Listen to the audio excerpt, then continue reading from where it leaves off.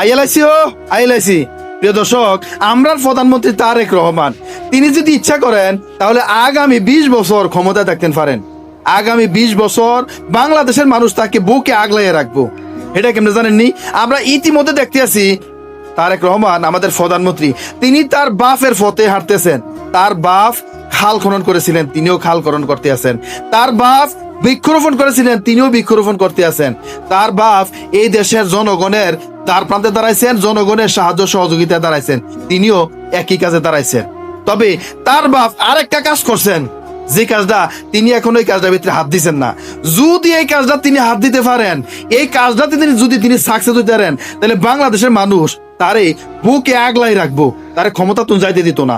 কারণ তার এই কাজের দ্বারা বাংলাদেশের প্রতিটা মানুষের উন্নয়ন হবে, মানুষ স্বয়ংসম্পূর্ণ হবে, দেশ উন্নতশীল দেশ হবে। আমার খুব কাছের এক অডিয়েন্স, তিনি আমার একটা মেসেজ পাঠাইছে, আমার মেসেঞ্জারে একটা মেসেজ পাঠিয়ে একটা তথ্য দিছে। হেড হইল সিলেটের, আমাদের পূর্ণভূমি সিলেটের অনেকগুলো তেলের খনি, কয়লার খনি, গ্যাসের খনি ওখানে আবিষ্কার হয়েছে, দেখা গেছে। বুঝছেননি? ইতিমধ্যে 2023 সালের ডিসেম্বরের থেকে ওই যে গোয়ানগেট এলাকার, যেটা আপনার ওই যে জাফলং তামাবিল মহাসড়কের পাশে, ওখানে একটা তেলের খনি পাওয়া গেছে। যদিও এটা গ্যাস খুঁজতে যাইয়া তেলের খনি পাইছে। এখন এটা সন্ধান পাইছে এরকম যে দৈনিক 500 থেকে 800 ব্যারেল তেল এটা থেকে উত্তোলন করা যাবে। এটা 2023 সাল থেকে আজ পর্যন্ত কাজ চলতে আছে, চলমান আছে, মোটামুটি ড্রিলিং কাজ অনেক গভীরে গেছে। কিন্তু সিলেটে আমাদের পূর্ণভূমিতে আরেকটা আছে, যেটা আমার অডিয়েন্স আমারে জানাইছে। এই খবরটা কেউ জানে না, কেউ জানে না এই খবরটা, অনেকে জানে না। অনেকে যদিও জানে, আসলে এটা তথ্যটা এতটা উদ্ঘাটন করতে যায় না। এটা হইলো জকিগঞ্জের এক দুর্গম পাহাড়ে তেলের একটা খনি ছিল এখন থেকে 45 বছর আগে। যে তেলের খনিটা 1978-79 এই 2 সালের ভিতরে জিয়াউর রহমান, মানে আজকের প্রধানমন্ত্রী তারেক রহমানের বাপ জিয়াউর রহমান, তিনি সারা দেশে কিন্তু তেল, গ্যাস এবং কয়লা খনিগুলো খুব উত্তোলন কাজ করছেন, খুবই করছেন। এই উত্তোলন কাজের ভিতরে এই জকিগঞ্জের দুর্গম পাহাড়ে তেলের খনির সন্ধানও তিনি পাইছেন। এটাও মোটামুটি একটা পর্যায়ে প্রায় উত্তোলনের পর্যায়ে ছিল। কিন্তু আমাদের পাশের দেশ ভারত এবং আন্তর্জাতিক সাফে রাতারাতি এই তেলের খনিটা এটা একটা কূপ হয়ে গেছিল তো করতে করতে, এটারে হাজার হাজার সিমেন্টের বস্তা দিয়া এটার মুখটারে একবারে ডালাই করে দিয়া বন্ধ করে দিছে। আজকে এটা জঙ্গল অবস্থায় পড়ে রয়েছে। বুঝছেননি? আমাদের মাননীয় প্রধানমন্ত্রী তারেক রহমান এভাবে করে সারা দেশে যে তেলের খনি, গ্যাসের খনি, কয়লার খনি, লোহার খনি, তামার খনি, এই যে এগুলো দেখা দিছে, এটা যদি একটা একটা করে উত্তোলন করার চেষ্টা করে, একটা একটা করে মোটামুটি সারা দেশে অনেকগুলো তথ্য নিয়ে যদি 2-4টা উত্তোলন করতে পারে, তাহলে বাংলাদেশের অবস্থা তো পরিবর্তন হয়ে যাব। বাংলাদেশ তো আকাশচুম্বী হয়ে যাবে, উন্নতের শিখরে যাইব। মাননীয় তারেক রহমান যদি তার বাপের ফতে সবকিছু হাঁটে, তাহলে তার বাপের ফতে এই তেলের খনি, গ্যাসের খনি, কয়লার খনি, তামার খনি, এই যে খনিজ সম্পদ গুলো আছে, খনিজ পদার্থ গুলো আছে, এগুলো সন্ধানও যদি তার বাপের মতো করে, তাহলে আমার মতে যদি বাংলাদেশে উন্নত প্রযুক্তি না থাকে, বাংলাদেশ উন্নত প্রযুক্তি যদি বাংলাদেশ একা সম্ভব না হয়, তাহলে বাংলাদেশের লগে পাকিস্তানের সম্পর্ক বালা, বাংলাদেশের লগে চীনের সম্পর্ক বালা, জাপানের সম্পর্ক বালা, বাংলাদেশের লগে মধ্যপ্রাচ্যের আরো যে রাষ্ট্রগুলো আছে সম্পর্ক বালা, তাদের সহযোগিতা নিতে পারে, তাদের উন্নত প্রযুক্তিগুলো নিতে পারে। চীন, জাপান আছে, নিতে পারে।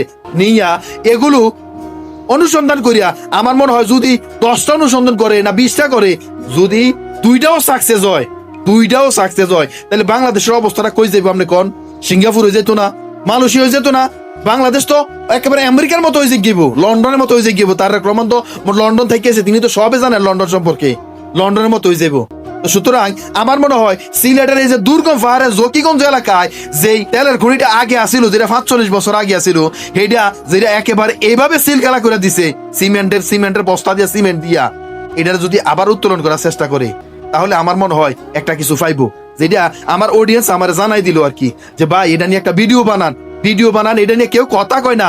এটা একবারে দুর্গম পাহাড়ে জঙ্গল অবস্থার মধ্যে পড়ে রয়েছে এটা, যার কারণে আজকে এই ভিডিওটা আমি বানাইলাম। আপনারা যারা এই ভিডিওটা দেখলেন, শুনলেন, এটারে হাজার হাজার শেয়ার করিয়া একবার তারেক রহমানের চোখ বরাবর ফসাই দেন, জ্বালানি মন্ত্রী চোখ বরাবর ফসাই দেন, বাংলাদেশের যারা বর্তমান দায়িত্বশীল এমপি মন্ত্রীরা আছে তাদেরকে জানাই দেন যে আসলে এই ধরনের তেলের খনি, গ্যাসের খনি, কয়লার খনি, লোহার খনি এগুলো উত্তোলন করিয়া বাংলাদেশকে উন্নত শিখরে না সম্ভব। আপনি দেখেন সারা পৃথিবীতে যতগুলো উন্নত রাষ্ট্র আছে, সমস্ত উন্নত রাষ্ট্রগুলো কয়েকটা জিনিসের মাধ্যমে উন্নত হয়েছে। একটা হলো দুর্নীতি বন্ধ করিয়া, আরেকটা হলো এইভাবে এই যে খনিজ সম্পদ গুলো আছে, এই খনিজ সম্পদ গুলো উত্তোলন করিয়া। তা আমরা খনিজ সম্পদ আমরা উত্তোলন করিয়াম, কার কি অজানা হেলিকপ্টার বন্ধ করে দিব আমরা অনাবার সাইডে কেম না। এখন বাঙালি শক্তি আছে, বাংলাদেশ এখন বাঙালি ঐক্য আছে, এখন বাঙালির শক্তি আছে, এখন বাঙালির ঐক্য আছে। বাঙালি এখন কারো চোখ রাঙানিকে ফরোয়া করে না। প্রিয় ফিয়াম সাহেব, প্রধানমন্ত্রী তারেক রহমান, আপনাকে অনুরোধ করব এই কাজগুলোতে হাত দেন, এই কাজগুলোতে হাত দিয়ে এগুলো উত্তোলন করার চেষ্টা করেন।